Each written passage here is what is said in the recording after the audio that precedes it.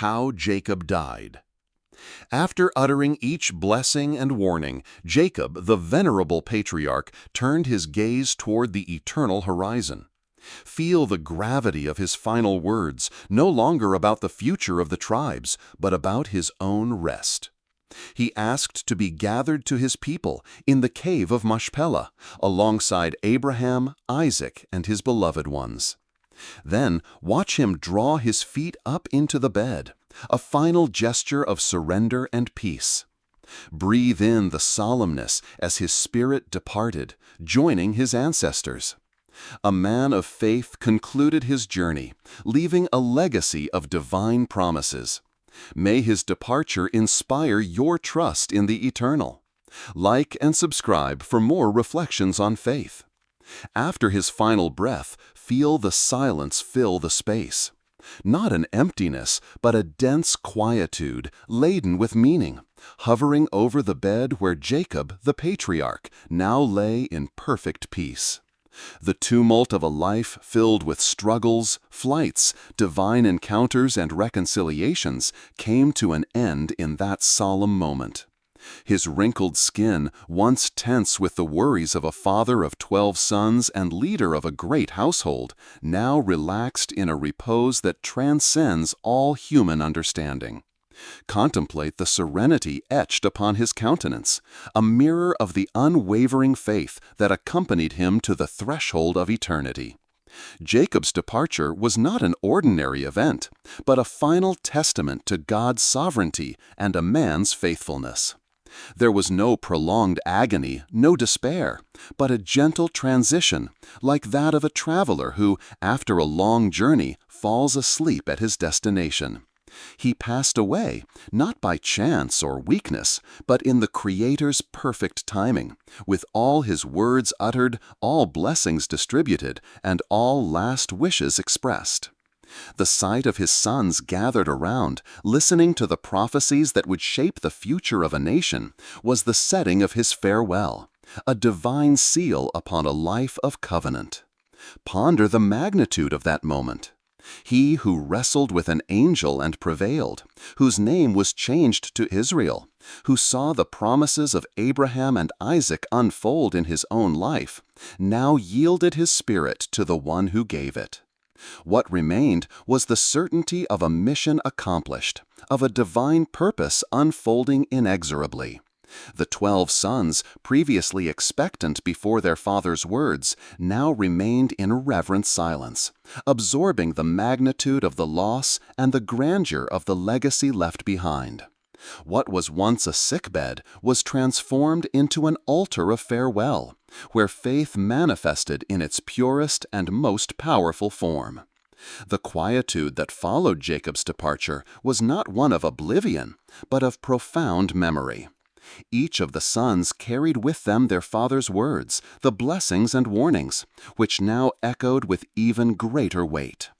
Jacob's death was not the end, but the catalyst for the next phase of the promise. It was the confirmation that the lineage was established, the destiny of each tribe, sealed by a divine inspiration that transcended the patriarch's own life.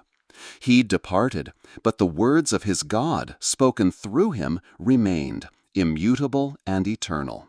Visualize the scene through the eyes of Joseph, the beloved son, whose blessing had been the most effusive.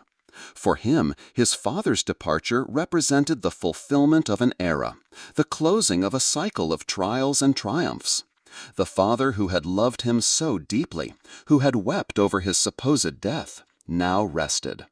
And Jacob's promise that he would be buried in the land of Canaan alongside his people was not merely a sentimental request, but a powerful declaration of faith in the promised land, in the resurrection, and in the continuation of God's covenant with his people.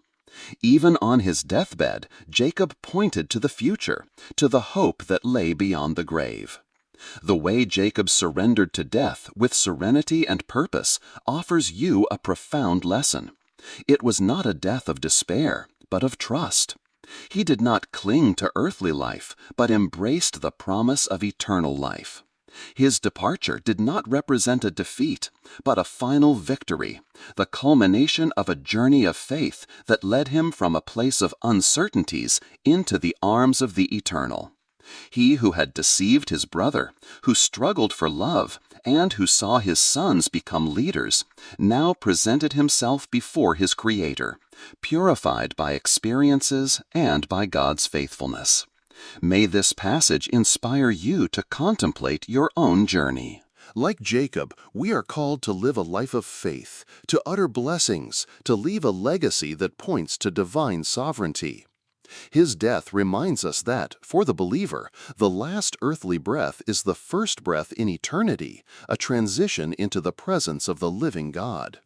The promise of burial with his ancestors was a symbol that, in Christ, we are gathered to the great cloud of witnesses, part of a heavenly inheritance. Jacob's last breath was a hymn to God's faithfulness, an invitation to full trust in the divine plan, even in the face of the unknown. The memory of Jacob, the father of Israel, endures not only through the tribes that bear his name, but through his life of faith, struggle, and surrender. His departure from the earthly scene sealed the promises, gave weight to the prophecies, and consolidated the hope of a people. Reflect on the power of a life lived under divine blessing and the certainty that every existence, shaped by faith, culminates in a sacred rest, awaiting the fulfillment of the promise. The next chapter of the story awaited the sons, with the responsibility to honor the patriarch's memory and fulfill his last will. You are invited to witness a moment that transcends the common understanding of death. After Jacob uttered the prophecies that would shape the destiny of 12 tribes, he did not succumb to a forced sleep or a sudden decline. The manner in which he bid farewell to earthly life was a final act of faith and control, as impactful as any other passage of his existence. It was not an involuntary departure, but a conscious surrender, a deliberate transition into the embrace of the eternal. Contemplate the scene with the eyes of the soul. The scriptures record a singular gesture. Jacob drew his feet up into the bed. Ponder the depth of this act.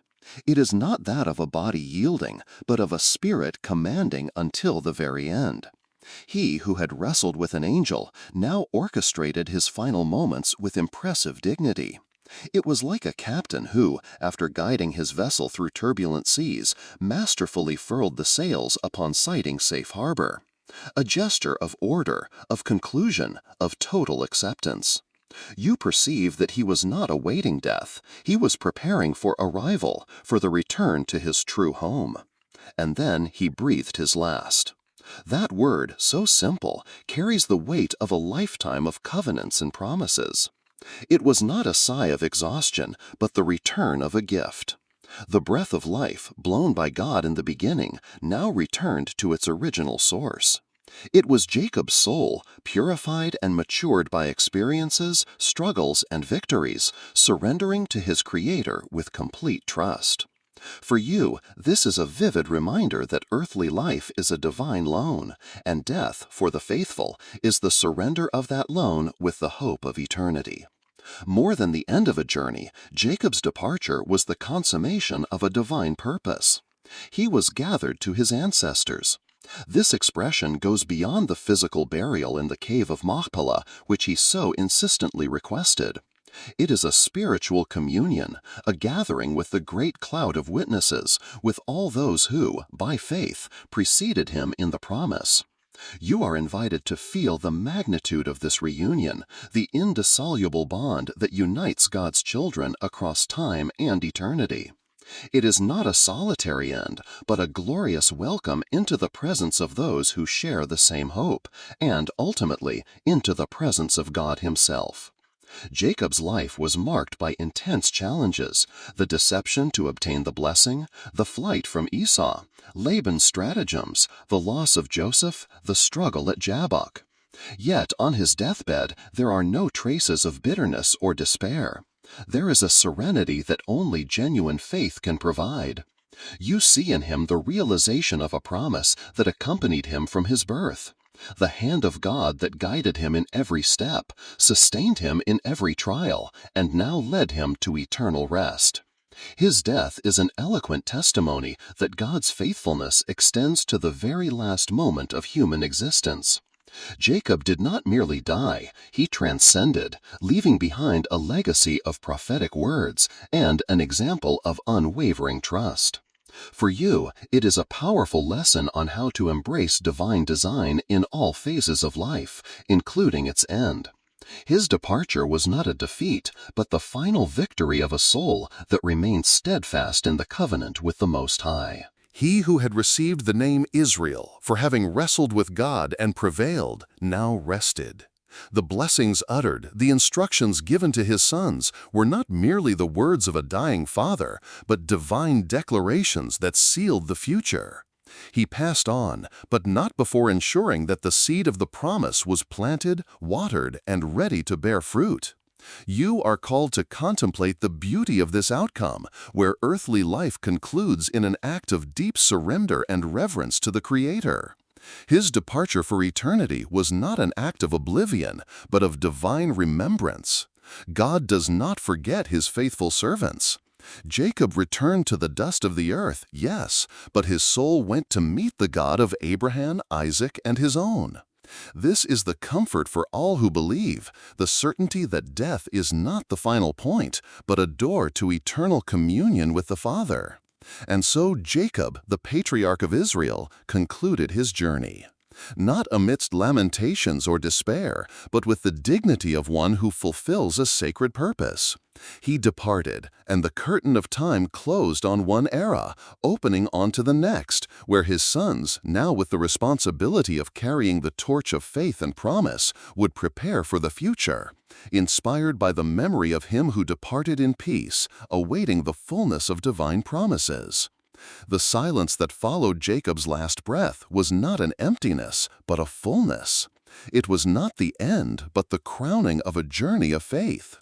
You are invited to feel the weight of this sacred quietude, a moment when the breath of time seemed suspended, witnessing the departure of a man who had wrestled with God and with man, and prevailed.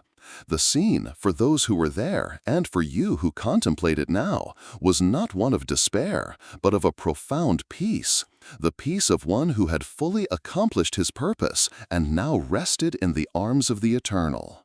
With an uplifted soul, you perceive that Jacob's death was not an isolated event, but the sealing of a great covenant. Every word uttered on his deathbed, every blessing and every warning, sealed the destiny of a people, echoing God's voice through his servant. Those who surrounded him, his 12 sons, now carried the weight and glory of being the heirs of millennia-old promises.